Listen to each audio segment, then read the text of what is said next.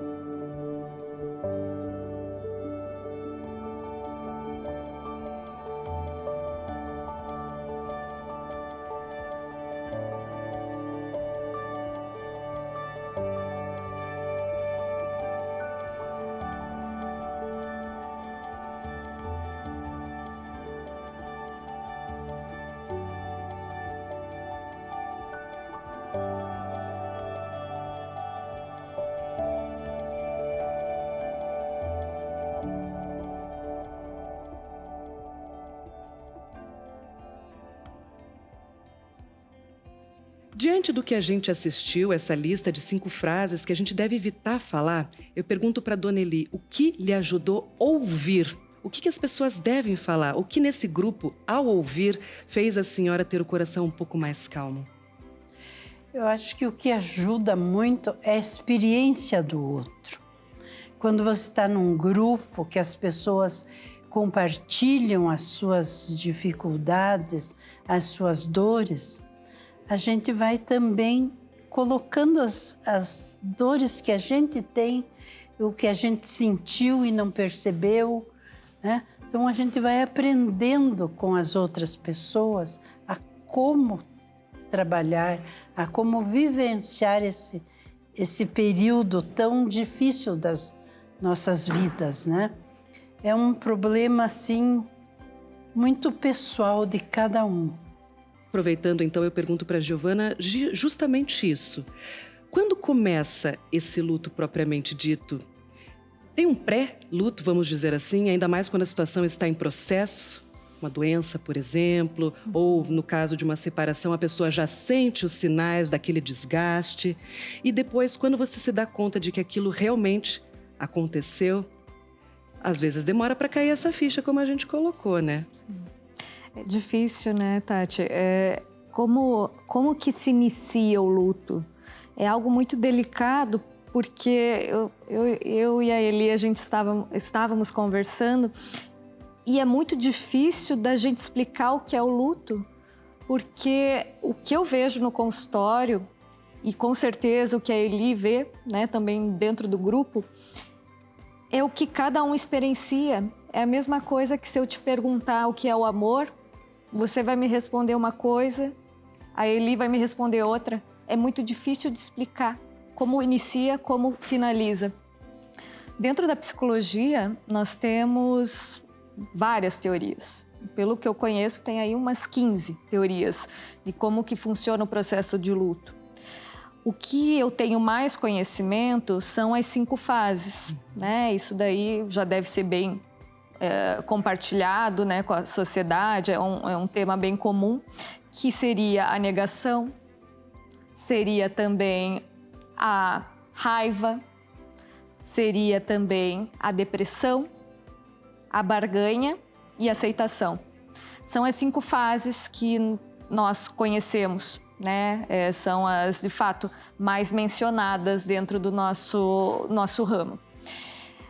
Agora, o iniciar o luto, eu posso te dizer que o luto, ele já deve ser iniciado quando amamos alguém. Porque só se ama alguém verdadeiramente sabendo que um dia você vai perdê-la. Você falou de 5 fases aí e nomeou e pontuou muito bem.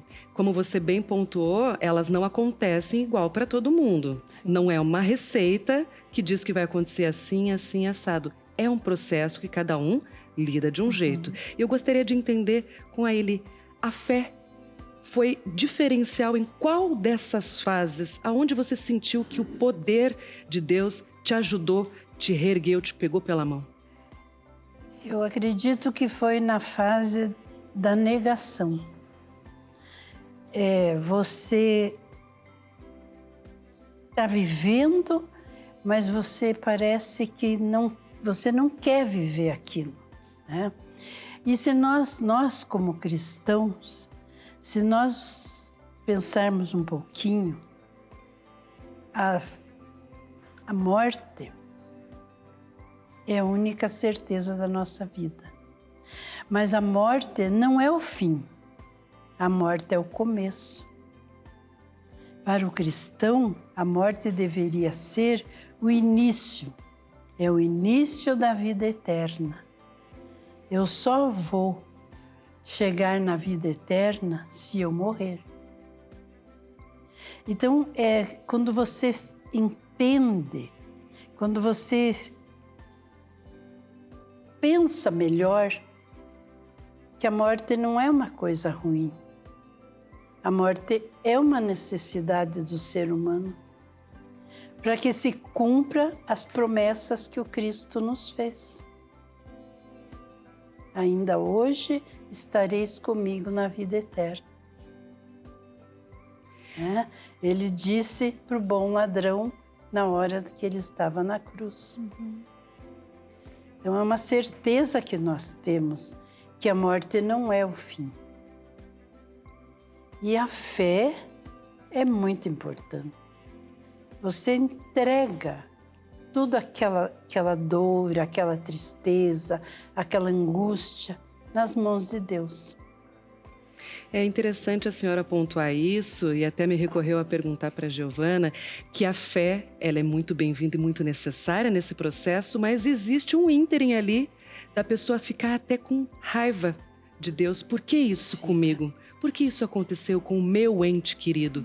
Você percebe isso, essa trajetória no consultório também, nos seus atendimentos? Tem algum caso que se possa trazer para a gente dessas experimentações clínicas? Citando também, né, um trecho religioso, né? Jesus fez esse movimento até com o próprio Pai, né? Porque tu me abandonaste. Então, até mesmo nesse período que ele estava, né, sofrendo, carregando a cruz, ele se mostrou o lado humano. O lado humano justamente é o que mais dói quando a gente se percebe naquela dor de não ter um outro movimento, de você estar sendo crucificado, de certa forma, por algo, por alguém. A raiva, ela advém não só, talvez até de um ser maior, mas vem a raiva também de si próprio. A raiva é um movimento que necessariamente não é algo ruim, porque ela faz parte do nosso ser, falando biologicamente, a agressividade no sentido de você ir ao trabalho, a agressividade para você dar energia, a agressividade faz parte do ser humano. O problema é quando essa raiva, ela vem de uma maneira maléfica, vem no sentido... Exato, vem no sentido que você acaba se destruindo.